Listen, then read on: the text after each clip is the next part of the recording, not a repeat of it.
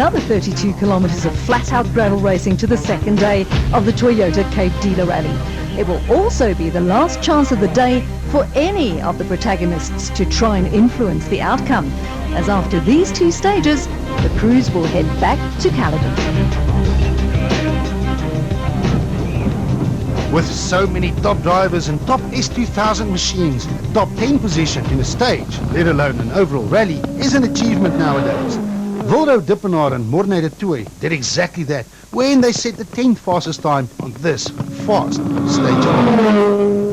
And on an open and flat-out stage like this one, times are usually close. Gugu Zulu and Carl Peskin went just 2 seconds faster than the Namibians to set the 9th fastest time. And the battle for S2000 Challenge honours rages on with young Henk Lategan and Barry White setting the 8th fastest time, again just 2 seconds faster than his main rival Zulu. Hergen Fekken and Pierre Aries, and one of the only 2 remaining BP Polos, were 7th quickest as they slowly crawled their way back up the leaderboard. Fekken's next target was none other than the total Toyota of JP Damso and Grant Martin. But Damso increased his advantage over Fekken on stage 5 by a slender single second. And ahead of them, Geniel de Villiers and Celeste Snyders continued to impress behind the wheel of the Imperial Toyota Auris. De Villiers is also ahead of Damso on the overall standings and extended his advantage by another 1.3 seconds. And finally, a better performance from the Basil Reed Ford Fiesta of Charles Wilken and Greg Rodrich, who managed to solve the braking problems they experienced earlier. Wilken set the 4th fastest time of all, but still had a lot to do to improve his overall position. Enzo Keane and Guy Hodgson have now settled into 3rd position by also setting the 3rd fastest time on this fast stage. The BP Polo is only 0.2 of a second faster than Wilken, but it was exactly what he needed to consolidate his position on the overall standings. The battle for stage honours was once again contested by the same 2 names that also appeared at the very top of the leaderboard. Johnny Gemmell knew that he could not afford to let Mark Renier get away any further, as the gap between them was already 22 seconds. Gemmell crossed the flying finish of the 15-kilometer stage in just 6 minutes and 37.3 seconds. That is an average speed of well over 120 kilometers per hour. But Renier is clearly in the zone and pushes equally hard, knowing that this is how you win rallies. The flying finish is fast approaching. The time to beat is 6 minutes and 37.3 seconds. Renier's time, 6 minutes and 37.2 seconds. It's another stage win, but only just by 1/10 of a second. Well done, that was neat. Nicely done there. It's off to stage 6, the last gravel stage of day 2, and the last opportunity to make a move. But it didn't go well for Hergen Fekken and Pierre Aries, who only managed to set the 10th fastest time in the BP Volkswagen Polo. 4 seconds quicker than Fekken was the Monster Energy Ford Fiesta of Sebastian Klaassen and Cindy Harding, who were clearly still enjoying the thrill of special stage rallying. Japie van Niekerk and Gerard Snyman were now also coming to grips with their new Africa Developments Polo as they set the 7th fastest time. And the battle for S2000 Challenge honours rages on between the Q8 Oils Volkswagen Polo of Henk Lategan and Barry White and the similar BP version of Gugu Zulu and Carl Peskin. Lategan managed a very respectable time, but Zulu went 3 seconds faster to close the gap on the overall leaderboard to under 2 seconds. Ahead of Zulu and Lategan, the Sasol Ford Fiesta of John Williams and Kobus Frey was now settling into a good rhythm and set the 4th fastest time of all. It was also good enough for Williams to gain a few positions on the overall leaderboard. And speaking of gaining a few positions, the 3rd fastest time on stage 6 also moved JP Damso and Grant Martin up a few positions. The team total Toyota driver completed the day's gravel racing in a very credible 3rd overall. Like Damso, Charles Wilken and Greg Godrich also decided that now was the time to make their move. With the Basil Reed Fiesta now in good shape, Wilken set the 2nd fastest time of all to jump from 8th to 5th on the overall standings. Enzo Keane and Guy Hodgson don't need any invitations to join the rally fight. And on stage 6, the former champion made his intentions very clear. The BP Volkswagen Polo reached the end with the fastest time of all Something that would do his rally aspirations no harm at all. Into a left 5.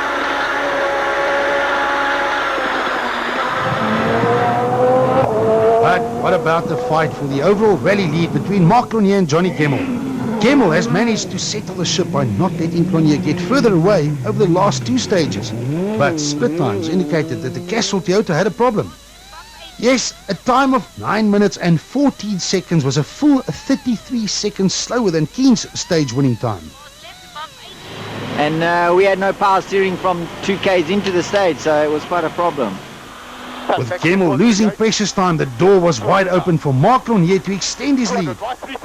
This is maximum speed for the Sasol Ford Fiesta, but a big moment as he hits the gate on the inside. They have no choice but to stop and change the deflated wheel, but the lead of the rally in more than 2 minutes lost.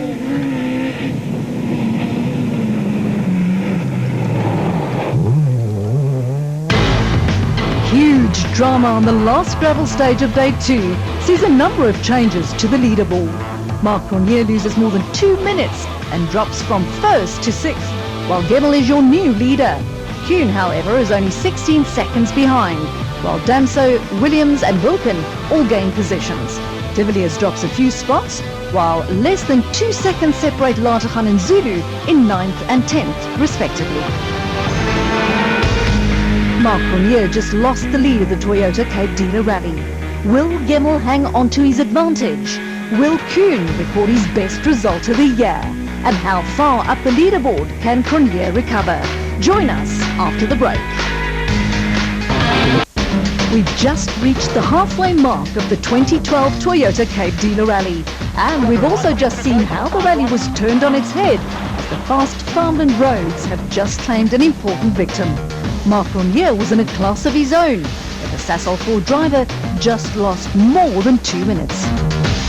We miswrote the notes and we sort of ended up in the fence, and that was it. We broke a wheel, so we had to stop and change it. Cronje's tumble down the leaderboard elevated local hero JP Damso to 3rd. We'll see how many we can keep behind us, but I don't know how much further we're going to go forward. And 2nd is the best position that Enzo Kuhn has found himself in for many rallies. The achievable goal is to get on the podium, but you know, we're there, we're waiting for a mistake. Never say no for a win. And up to now, Johnny Gemmel was the hunter, but as the leader, he will now be the hunted. Yeah, no, we're leading. I'd rather be here than 17 behind, so no, we're pretty happy. Gravel road racing for the day is now a thing of the past, but the crews will have to contest one more spectator stage before calling it a day. Only split seconds normally separate a number of top drivers on a stage like this one. And this was no different, with JP Damso and his team Total Toyota and the BP Volkswagen Polo of Herg and Fecken setting identical times of 1 minute and 9.3 seconds. Gugu Zulu in another BP Polo set the 8th fastest time, but it was only 0.3 seconds faster than Damso and Fecken. The gap between Zulu and Charles Wilken in the Basil Reed Ford, who set the 7th fastest time, was even less, 0.1 second. While the new Africa Developments Volkswagen Polo of Jaapie van Niekerk managed to shave another 0.6 of a second off Wilken's time. Enzo Kuhn managed to protect his 2nd position overall with the 5th fastest time, while Marc Cronje started his fight back by setting the 4th fastest time on this very short stage.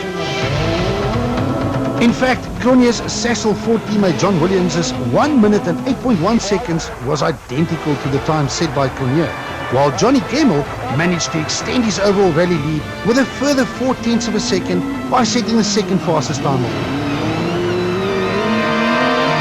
But as with the night before, the stage victory once again goes to the Monster Energy Ford of Sebastian Klaassen and Cindy Hardy.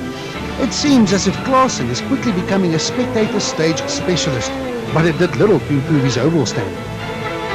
It's the end of an action-packed day of the Toyota Cape Dealer Rally.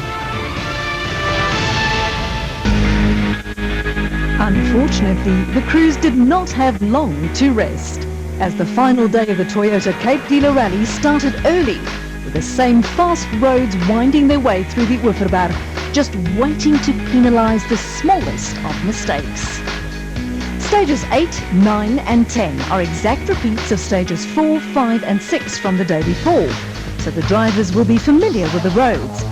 Expect the times to be much faster than the times from the day before.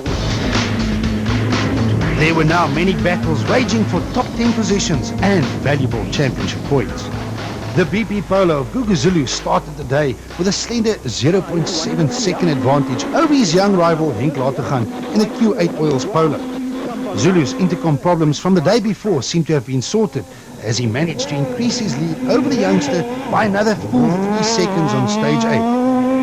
An overshoot by Latergan Jr. on stage 9 saw him lose another 12 seconds, and although he fought back bravely on stage 10, he only managed to steal 4 seconds back. So with just a few stages to go, it was Zulu who had a gap of 11 seconds over the young pretender.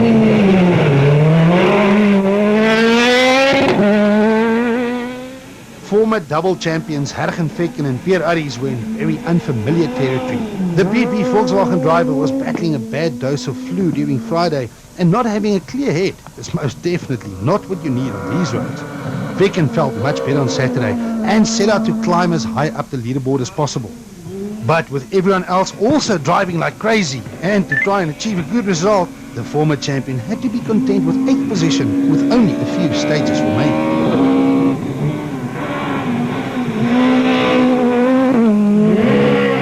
Ahead of Fekken, it was extremely close between a number of top drivers, as single seconds could mean the difference between 5th and 8th. Charles Wilken and Greg Godrich started the day in 5th position, just 2 seconds behind 4th.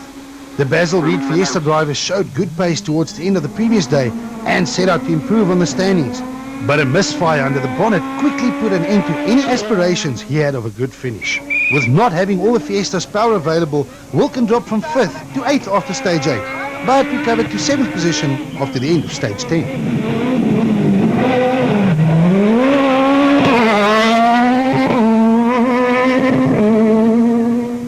While he saw drivers come and go all around him, Geniel de Villiers focused on the task at hand and drove consistently fast to maintain his 6th position. It was the Dakar winner's first outing on the Oeverberg roads, and only his 2nd national rally with Celeste Snyders sitting in the hot seat, all of which made de Villiers' performance even more remarkable. And it's exactly this type of consistency and ability to not make mistakes which makes de Villiers such a formidable competitor, especially on the Dakar rally. But what about the battle for the coveted podium positions? JP Damse and Grant Martin started the day in 3rd position in their team Total Toyota, but with a very determined John Williams and Cobus Frey in hot pursuit. The Cecil Ford of Williams was very quick on the day's opening stage, eating into Damse's advantage by a full 13 seconds. The gap was down to just 4 seconds, and on the very fast stage 9, Williams finally reeled in his rival when he managed to beat him by another 7 seconds. There was nothing that local hero Damse could do, as he lost another 7 seconds to the Flying Fiesta on stage 10 to trail the young Cape Townian by nearly 10 seconds, and that with only a few stages to go. It was a brave performance by both these talented drivers, but the Cecil Ford of Williams was simply too fast for the Total Toyota, and Damse had to concede defeat in this battle between himself and his fellow Cape Townian.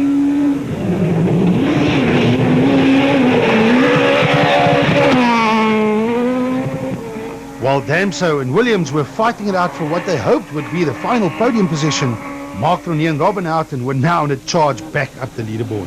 The Cecil Ford Fiesta driver again displayed superior pace as he set out to catch his rivals. Cronje started the day down in 6th, but a stage win on stage 8 saw him climb to 5th. Another fastest time of all on stage 9 saw him overtake both Williams and Damse in one fell swoop, while yet another victory on stage 10 moved him to within striking range of 2nd position. This was a dominant performance.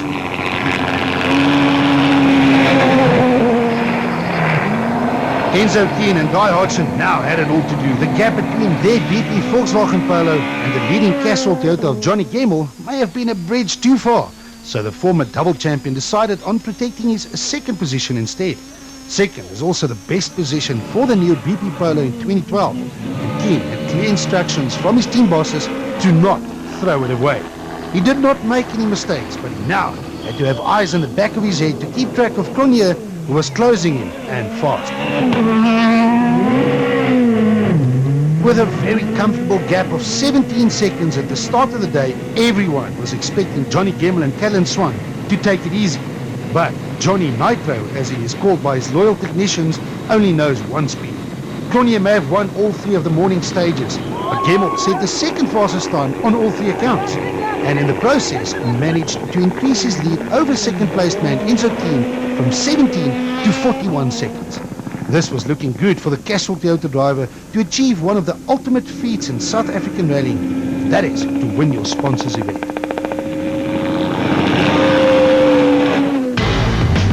Johnny Gemmell increases his advantage at the top of the leaderboard over Enzo Kuhn to 41 seconds. But the man on the move is Marc Cronje, who climbs from 6th to 3rd. Damso drops 2 places, while De Villiers maintains his 6th position ahead of Vulcan, Fecken, and the battle between Zulu and Lateghan. This is the final few kilometers of the Fiat Oeverberg Grand Prix, stages 11 and 12, the same stages that will decide the outcome of the event. Marc Cronje is gaining ground, but only a few stage kilometers remain. Unfortunately, with this rally, it's very, very fast, so it's difficult to take sort of serious time. But at the end of the day, I've got to be grateful with where I am at the moment, so I am. And with so few kilometers to go, Johnny Gemmell is looking good to break the sponsor's curse. For now, it looks all right for us, and just 2 stages to go and a little short Mickey Mouse one, and it's over. Behind the overall fight for podium positions and the victory, a number of top drivers were having their own fight with the Oeverberg, the Stoppels, and each other. Both the Castrol Toyota of Leroy Poulter and Alvin Coetzee and the BP Volkswagen Polo of Hans Weiss and Bjorn de Gant were forced to retire on day 1. But opted to make use of the Super Rally system, which allows a competitor to re-enter on the following day, but with severe time penalties. With these penalties, they will always be out of contention, but it provides them with a great opportunity to do real-life testing. And both Volkswagen and Toyota would have been very pleased with the pace they had on the final day. After calling it a day due to engine trouble on the day before, Mohamed Musa and Andre Vermeulen also re-entered on day 2. This was made possible thanks to the efforts of their service crew who replaced the engine underneath the bonnet of the Team Total Toyota Auris overnight. And like Poulter and Weiss, Musa would have been encouraged by his speed on the final day.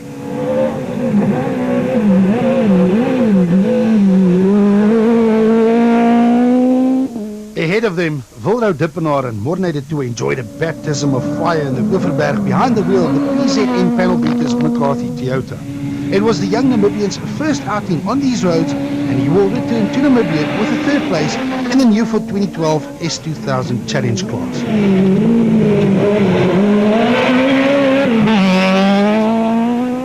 Ahead of Dippenaar, Japie van Niekerk and Gerard Snyman made a welcome return to rallying in their new Africa Developments Volkswagen Polo. Van Niekerk had a few niggles inside the car which slowed him down, but he returns home with a 12th place finish. And ahead of Van Niekerk, Monster Energy 4 driver Sebastian Klaassen and co-driver Cindy Harding just missed out on a top 10 finish. But at least the Cape Town-based Dutchman goes home with the distinction of having won 2 stages. The impressive run of schoolboy Henk Lateghan and co-driver Barry White continued with the Q8 Oils Volkswagen Polo driver putting in yet another good performance here in the Western Cape. Lateghan just missed out on the S2000 Challenge victory by a mere 11 seconds, and that after 200 kilometers of special stage rally. The reason for Lateghan's loss was nothing else than the sheer speed and determination of Gugu Zulu and Carl Peskin in the BP Volkswagen Polo. The fight between these 2 talented drivers has been one of the highlights of the 2012 season, and on this occasion it is Zulu who records another challenge win, and 9th overall. Charles Wilken and Greg Godrich had the pace to fight for a podium position, but mechanical niggles prevented them from doing so. The Basil Reed Ford Fiesta drivers started the final day within striking distance of the podium, but they slid down the leaderboard to an eventual 8th place finish. Reaching the end of the very tough and demanding Toyota Cape Dealer Rally was none other than Mr. Consistent, Genil de Villiers and his new navigator Celeste Snyders.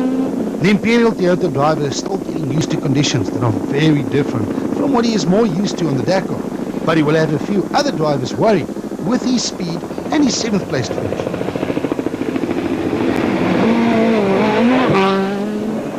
Ergen Fekken and Pierre Arries finally came good towards the end of the event, setting a few very impressive stage times in the BP Volkswagen Polo on the final day, leaving Fekken to ponder what could have been had it not been for his flu and the lamppost he hit on the first night.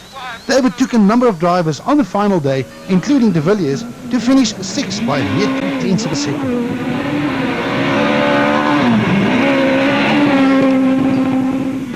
Fifth might have been a little disappointing for hometown hero JP Damso and Grant Martin, especially after starting the final day in 3rd. But the Team Total Toyota driver gave an excellent account of himself and was probably not too unhappy with his 5th position, his best since the Gauteng rally more than 3 months ago.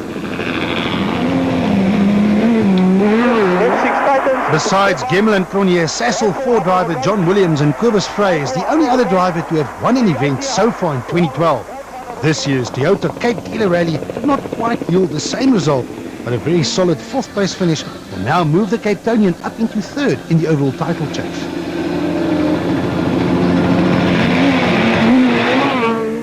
But the all-important matter of who claims what step on the podium still had to be decided. Mark Cronje and Robin Houghton looked like sure winners just 24 hours earlier, but the Sassel Ford lost time after hitting a gate. Since then, Cronje has been on a mission, winning every single stage of the final day. With just 15 kilometers of stage distance to go, Cronje was still nearly 20 seconds behind 2nd place. But another blistering time on the last gravel stage saw him get to within just 5.5 seconds, and that of 2nd position. The 2nd position in question belonged to none other than Enzo Keen and Guy Hodgson. The BP Volkswagen team has endured a tough season so far with a brand new car that was built just a few months ago, but finally the new Polo showed its true colors and allowed Keen to fight for podium positions like he has done so many times before. Cronje got mighty close in the end, but Keen is an old hand at rallying and will tell you that he managed his pace perfectly without taking any risks. The former champion was on course to record Volkswagen's best result for 2012. But as they say, there can be only one winner, and it doesn't happen very often that a driver wins his sponsor's own event. It adds extra pressure to a driver, but Johnny Gemmel or Johnny Nitro is immune to pressure. Together with Callan Swan, the Castrol Toyota driver simply kept his head down and drove his socks off to not only set very fast times, but without making any mistakes. And that is how you win rallies. Gemmel completed the day's gravel action with a more than healthy 45-second advantage, and an emphatic victory was now just inches away.